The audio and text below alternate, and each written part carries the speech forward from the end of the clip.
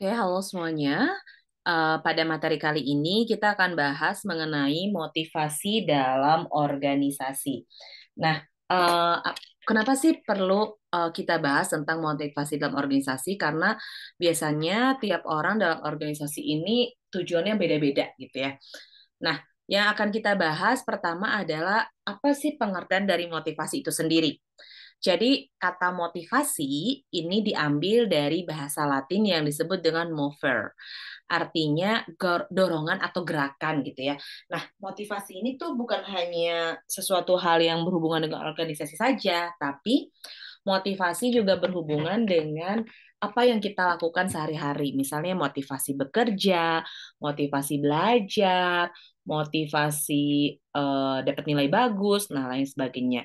Itu disebut dengan dorongan atau gerakan. Biasanya ini tertuju kepada satu tujuan tertentu. Misal kayak kalian, oke, motivasi saya adalah supaya bisa lulus mata kuliah ini dengan cukup baik gitu. Nah, ini adalah gerakan yang ada dalam alam bawah sadar pikiran kalian untuk bisa mencapai tujuan tertentu. Sedangkan kalau McDonald ini bukan McDonald apa French fries ya,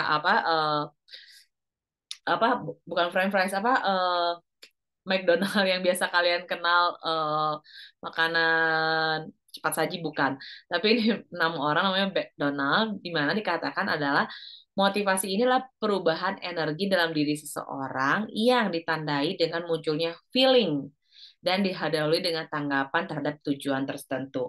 Biasanya motivasi ini tertuju ketika kita mengharapkan atau berharap sesuatu gitu ya. Dan kita harus mendapatkan hal tersebut. Nah, ini yang disebut dengan motivasi itu sendiri. Jadi muncul terhadap tujuan tertentu dan berdasarkan feeling yang ada. Kalau misalnya kalian tidak punya motivasi, maka otomatis kalian tidak punya tujuan. Kenapa? Karena dorongan dalam dirinya itu tidak ada sama sekali. Nah, ini yang biasanya terjadi. Yang kedua, kita bahas tentang motivasi dalam organisasi. Kalau tadi motivasi secara umum, kalau ini motivasi dalam organisasi. Nah, motivasi dalam organisasi ini salah satu aspek yang sangat berpengaruh adalah terhadap bagaimana cara kita bisa mencapai tujuan kita terhadap organisasi tersebut. Biasanya tujuan-tujuan ini beda-beda gitu ya. Ada karena apa ya? Karena misalnya gaji, karena jabatan, kemudian karena peluang ataupun hal-hal lain yang biasanya seseorang itu akan tetap berada dalam satu ruang lingkup tersebut. Itu adalah motivasi dalam organisasi. Jadi berpengaruh terhadap pencapaian tujuan organisasi yang ada. Biasanya ini tergantung nih orang-orang yang ada di dalamnya dan bagaimana cara mempertahankannya. Jadi ketika seseorang masuk ke dalam organisasi pasti dia punya tujuannya tersendiri. Kemudian motivasi juga berhubungan dengan kekuatan atau dorongan yang berada dalam diri manusia. Nah, biasanya motivasi ini tuh bisa naik turun gitu ya. Bisa naik ketika circle di sekitar kita mampu mendorong kita untuk apa ya? Untuk mendorong motivasi kita ini dapat tercapai. Atau bisa jadi kita berada dalam satu circle atau lingkungan yang justru menurunkan kadar motivasi kita. Nah, menurunkan kadar motivasi itu tuh seperti apa? Apa ya? Memundurkan kadar motivasi itu misalnya karena circle yang kurang baik, karena lingkungan yang kurang baik, banyak hal lah yang pada akhirnya motivasi ini tidak bisa terbentuk dengan cukup baik seperti itu. Nah, kemudian ada beberapa pendekatan motivasi gitu ya. Pendekatan motivasi ini diterangkan oleh Maslow gitu ya. Eh, Maslow ini dia punya teori yang namanya teori kepuasan gitu. Di mana menurut Maslow ada seseorang apa ya menggunakan pendekatan motivasi itu karena satu kebutuhan fisiologis, kebutuhan dalam dirinya sendiri gitu ya. Kebutuhan terhadap fisiologis itu adalah kebutuhan terhadap fisiknya sendiri. Apakah uh, misalnya, oh saya pengen kurus, maka saya harus nge-gym gitu ya. Nah, maka itu adalah disebut dengan kebutuhan fisiologis gitu. Artinya kita melakukan melakukan gym ya karena untuk kebutuhan fisiologis itu. Kemudian yang kedua adalah kebutuhan rasa aman. Kebutuhan rasa aman ini seperti apa? Kebutuhan rasa aman adalah kebutuhan di mana ketika kita berada dalam satu tempat, ya kita merasa eh, ya kita merasa aman berada di tempat tersebut gitu ya. Kita merasa aman, kemudian juga kita merasa bisa menjadi diri kita sendiri gitu ya. Dan juga biasanya rasa aman ini membuat kita tidak jadi insecure. Kemudian ada kebutuhan afiliasi. Kebutuhan afiliasi adalah kebutuhan di mana kita bisa bergabung dengan orang lain gitu ya, atau bisa dekat dengan orang lain. Contoh misalnya, aduh saya pengen nih jadi tim cheerleader, jalannya gimana? Berarti kita harus masuk ke tim tersebut, berbaur dengan orang-orang di dalamnya supaya motivasi saya sebagai cheerleader ini tuh bisa terpenuhi. Nah, itu yang disebut dengan kebutuhan afiliasi. Kemudian ada kebutuhan harga diri. Kebutuhan harga diri adalah, wah, saya bakalan keren banget nih kalau misalnya tergabung dalam komunitas ini. Wah, saya bakalan keren banget nih kalau misalnya saya tergabung dalam kelompok ini. Misalnya seperti itu, kebutuhan harga diri. Kemudian ada juga yang disebut dengan kebutuhan aktualisasi. Yang disebut dengan kebutuhan aktualisasi adalah kebutuhan di mana seseorang yang ikut ke dalam organisasi tersebut itu untuk menunjukkan bahwa eksistensi dirinya, bahwa saya mampu, bahwa saya bisa, bahwa saya dapat melakukan apapun. Nah, ini yang disebut dengan kebutuhan aktualisasi. Jadi, kalau misalnya diibaratkan seorang anggota organisasi atau karyawan, biasanya motivasinya tuh beda-beda gitu ya. Ada faktor karena temannya bekerja di situ, atau karena faktor temannya di organisasi tersebut, atau faktor karena gaji, atau faktor karena bosnya, atau mungkin karena wah ini perusahaan yang gede, wah ini organisasi yang gede, saya patut nih masuk di organisasi ini gitu ya, supaya bisa meningkatkan meningkatkan supaya bisa tercapainya keinginan-keinginan saya dan meningkatkan motivasi saya. Seperti itu biasanya bersifat psikologis, mental, intelektual, dan bahkan spiritual. Nah, apa saja nih yang menjadi faktor-faktor yang mempengaruhinya motivasi seseorang? Yang pertama adalah tentu tujuannya. Jadi, setiap orang secara individual, kelompok maupun organisasi pasti dia punya tujuan, punya visi misi yang jelas gitu ya. Mau ngapain nih saya ke depannya? Sama lah kayak kalian. Kalian tuh kuliah tujuannya apa? Oh, saya kuliah tujuannya adalah supaya lulus tepat waktu, jadi sarjana, dapat pekerjaan lebih baik. Nah, sama ketika kalian masuk ke dalam sebuah organisasi juga kalian pasti akan berpikir seperti itu. Kenapa kalian masuk ke dalam organisasi dan tujuannya apa masuk ke dalam organisasi tersebut? Seperti itu. Nah, kemudian selain itu juga ada tantangannya. Perlu diingat bahwa menjadi manusia itu pasti punya tantangan dan mekanismenya tersendiri. Ada yang disebut dengan fight syndrome, ada yang disebut dengan flight syndrome. Orang-orang yang punya fight syndrome mau punya tantangan seterjal apapun pasti dia akan lakukan, dia akan kerjakan. Tapi orang yang flight syndrome dia akan menghindari semua masalah yang ada. Artinya dia gimana caranya supaya tidak terlibat masalah apapun. Padahal ada dampak baik ketika kita berada dalam sebuah masalah atau dalam sebuah tantangan. Kita belajar bagaimana cara menyelesaikan masalah tersebut. Karena ketika kita berada dalam kondisi yang terus-terusan flight syndrome, maka kita tidak akan pernah belajar bagaimana menyelesaikan sebuah masalah. Beda beda dengan orang yang flight syndrome. Oke, saya dikasih tantangan nih, saya dikasih challenge nih, saya dikasih masalah nih.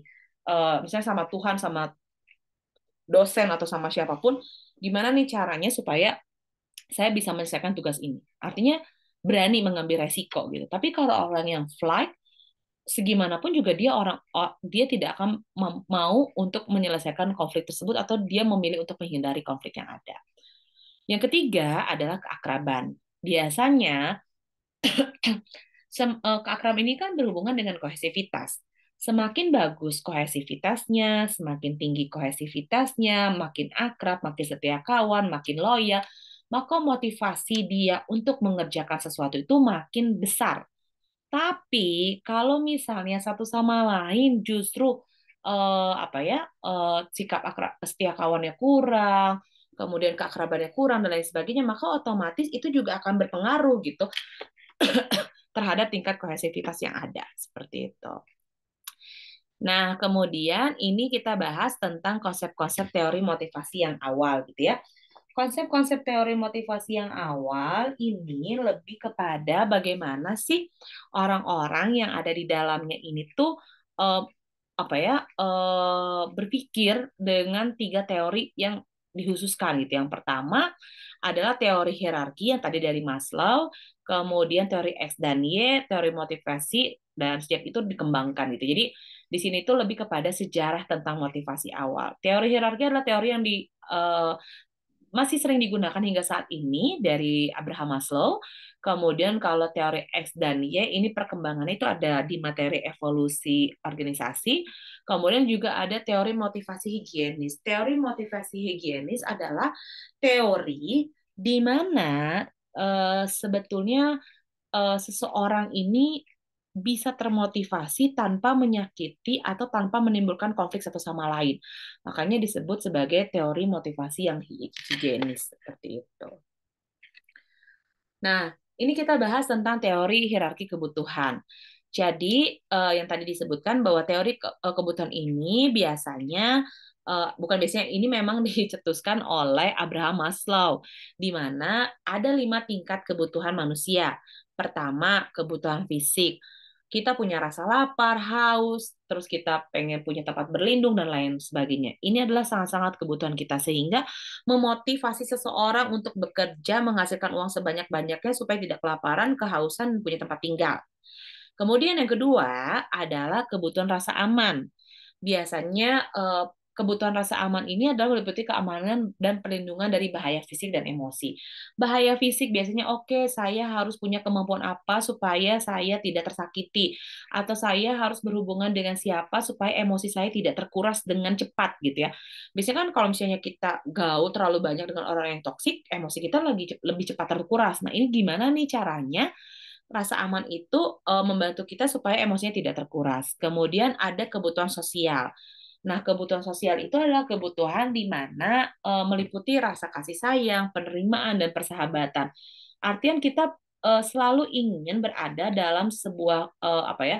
Kita selalu ingin berada dalam dalam sebuah organisasi atau dalam sebuah hubungan yang bisa memberikan kasih sayang kepada kita, rasa aman yang ya apa yang membuat kita nyaman, kemudian juga persahabatan yang tulus dan lain sebagainya.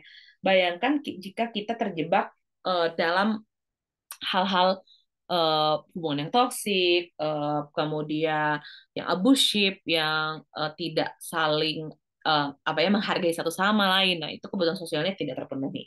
Kemudian yang keempat adalah kebutuhan penghargaan. Jadi sering banget nih kita tidak menghargai usaha-usaha diri sendiri. Kita sering kali menghargai usaha-usaha orang lain. Misal kayak gini, wah kamu hebat banget ya, udah A, B, C, D. Tapi kita lupa bahwa diri kita juga hebat. Diri kita ini sudah melakukan sesuatu hal yang mungkin kemarin-kemarin tidak dilakukan, tapi kalian lakukan saat ini. Artinya, kalian punya kebutuhan penghargaan yang cukup bagus buat diri kalian sendiri. Kemudian ada kebutuhan aktualisasi diri. Nah, kebutuhan aktualisasi diri adalah dorongan untuk menjadi apa yang mampu dilakukan. Nah, apa yang mampu dilakukan itu lebih kepada oke, saya harus bisa melakukan A. Meskipun kalian nggak yakin dengan apa yang kalian lakukan, tapi kalian punya motivasi untuk mencapai itu. Jadi makanya ada istilah, wah kamu belajar sangat keras atau sangat tekun, wah kamu kerja keras dan lain sebagainya. Ada kata kerja keras artinya ada dorongan atau motivasi pada diri kita untuk melakukan itu supaya kita menjadi lebih baik. Seperti itu. Nah, kemudian apa hubungan antara motivasi dan perilaku seseorang? Jadi, menurut Starto dikatakan bahwa sebuah perilaku itu dapat dilandasi oleh sebuah motivasi. Jadi kita berperilaku tuh untuk ada motivasi. Kalian kenapa sih harus bangun jam 7 pagi? Ya karena ada motivasi yang mendorong kalian untuk supaya masuk kelas nggak telat. Nah, itu yang disebut dengan motivasi dalam diri atau dorongan dalam diri. Kemudian sebuah perilaku dapat pula dilandasi oleh beberapa motivasi. Oke, saya rajin supaya satu dosen suka sama saya, dua supaya saya dapat beasiswa, tiga supaya saya lolos. Jadi perilaku rajin aja satu, cukup satu perilaku aja rajin, itu bisa memberikan beberapa motivasi yang bisa kalian capai. Kayak gitu. Kemudian yang ketiga adalah perilaku yang sama dapat dilandasi oleh motivasi yang sama. Ya udah, saya mah cuma pokoknya pengen nilai A aja. Gimana aja caranya saya dapat nilai A? Jadi ya dia rajin ngerjain itu aja karena supaya dapat nilainya A gitu kan. Misalnya seperti itu. Perilaku yang sama dapat dilandasi oleh motivasi yang berbeda. Oke, saya rajin, tapi saya pengennya kalau udah rajin ini, saya bukan hanya jadi mahasiswa berprestasi di Unikom, tapi saya pengen orang-orang di luar sana, di organisasi yang saya ikuti di luar itu, paham gitu, kalau tuh saya rajin, kalau saya tuh saya pintar, kalau saya tuh punya skill ini, saya punya kemampuan ini. Jadi motivasinya beda-beda, bukan hanya di satu bidang akademik aja gitu. Kemudian perilaku yang berbeda dapat dilandasi motivasi yang sama. Nah, oke, beda-beda tapi motivasinya sama. Oke, saya nih motivasinya nih saya tuh sebenarnya pengen kalau udah lulus dari Unikom tuh saya pengen kuliah lagi S2 di luar negeri. Oke, perilakunya beda-beda. Apa? Di sini saya harus jadi mahasiswa yang rajin supaya dinilai bagus. Kemudian di tempat kursus, saya harus kursus dan di tempat kursus ini saya harus lebih banyak praktek supaya melatih kemampuan bahasa Inggris saya sehingga motivasi saya bisa tercapai kayak gitu. Jadi perilakunya beda-beda tapi motivasinya sama yaitu nanti pengen kuliah S2 di luar negeri misalnya kayak gitu. Kemudian perilakunya berbeda dilandasi motivasi yang berbeda. Jadi orang itu motivasinya atau dorongannya atau keinginan itu beda-beda, nggak sama.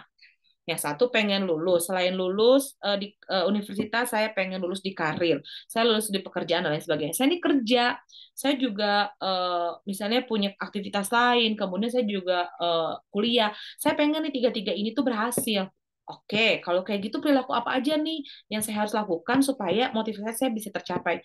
Nggak bisa dong rajin secara akademik diimplementasikan di rajin pekerjaan di motivasi pekerjaan, maka rajin akademik harus sesuai dengan motivasi akademik. Misalnya motivasi akademiknya adalah nilainya 3,95 gitu ya. Atau di pekerjaan, nggak bisa nih di pekerjaan sebagus-bagusnya pekerjaan untuk misalnya di bidang organisasi karena tuntutannya pasti berbeda, motivasinya berbeda. Nah, ini yang disebut dengan hubungan antara motivasi dan perilaku itu sendiri. Sip, yang ini materinya nggak terlalu banyak, jadi silahkan diulang-ulang lagi. Seperti biasa, kalau misalnya ada yang kurang paham atau bingung dan kurang jelas, bisa ditanyakan di ruang kelas untuk materinya. Terima kasih.